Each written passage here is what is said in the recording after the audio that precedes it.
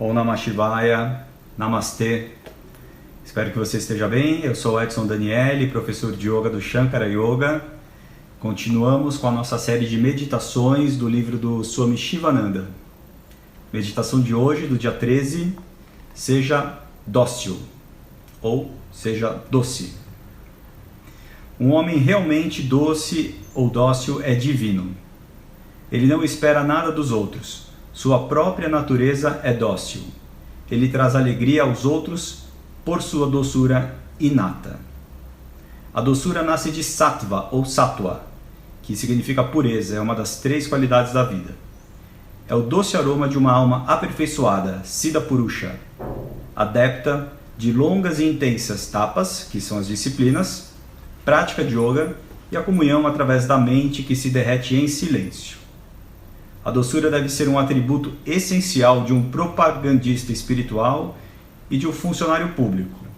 O ego rajásico deve derreter no crisol de fogo do yoga. Rajas deve ser agitado, e então a manteiga da doçura flutuará na superfície da mente sátvica. Bom, para mim a mensagem é sobre pureza. Tendo o coração puro, seremos naturalmente pessoas mais dóceis e, por consequência, teremos uma vida mais equilibrada. Equilíbrio. E como conseguir o equilíbrio? Então a gente vai falar agora rapidamente dessas 3 qualidades da vida que no yoga a gente chama de gunas. Então a gente tem o rajas, que é a hiperatividade, a paixão, o apego, o ego.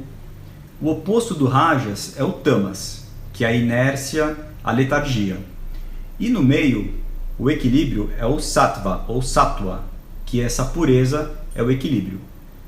Nós todos passamos por esses 3 estados da vida todos os dias. Então, por exemplo, você acorda tamásico, está difícil sair da cama, você está naquela letargia, é como o seu corpo está naquele momento. Você toma um café, o café é estimulante, você pula para rajas, tá? Já com a mente hiperativa. A gente está falando de atitude mental, de vibração. Se você vai fazer a sua prática de yoga, dependendo de como é a sua alimentação, você vai cada vez mais para o sattva, que é o estado de pureza, de equilíbrio. O yoga, entre muitas coisas, ele é uma ferramenta para que você passe cada vez mais tempo da sua vida nesse estado sáttvico, nesse estado de equilíbrio. Então isso tem a ver com atitudes mentais, alimentação e tantas outras coisas aí que o yoga, quando você estuda, oferece para você. Então esse é o objetivo, você está cada vez mais no estado sáttvico. E como que isso é feito? Isso é feito através dos 4 grandes pilares do yoga. Então tem o pilar do estudo das escrituras sagradas, que é onde você vai consumir informações de qualidade, de vibração divina para você. O pilar da devoção, onde você mantém contato com vibrações divinas através do canto, das orações. O pilar da ação, que é onde você faz o seu serviço desinteressado, as boas ações, as caridades.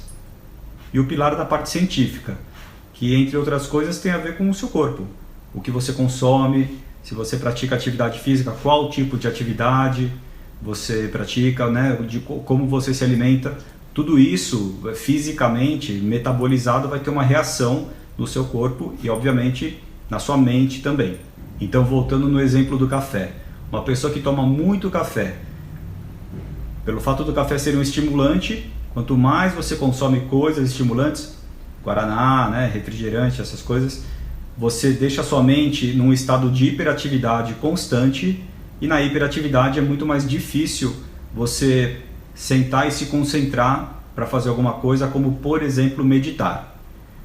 E o oposto também, por exemplo, uma pessoa que come carne ou que fuma, o metabolismo dessa pessoa vai ser mais lento, essa pessoa vai estar mais tamásica, né? Mais na letargia, na inércia.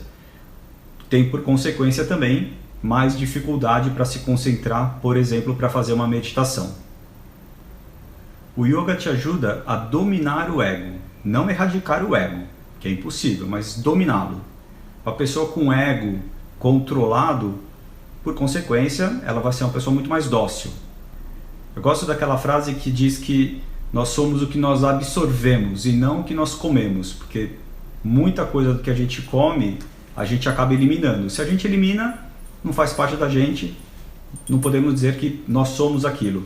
Mas o que a gente absorve do que a gente se alimenta passa sim a fazer parte de nós e nós nos apresentamos como isso. E então a gente está falando do que a gente consome em palavras, em orações, em alimentos, em convívio, não é? Então eu pergunto, o que você tem consumido e absorvido diariamente? O que você tem colocado para dentro? Pela boca, pelos olhos, pelos seus ouvidos? Vale uma reflexão nisso. Vamos então meditar no que a gente tem consumido e observar se isso nos leva para atitudes mais puras e assim sermos pessoas mais amáveis. Vamos pensar nisso hoje? Om Namah Shivaya, muito obrigado. E lembre, seja bom, pratique o bem. Até amanhã.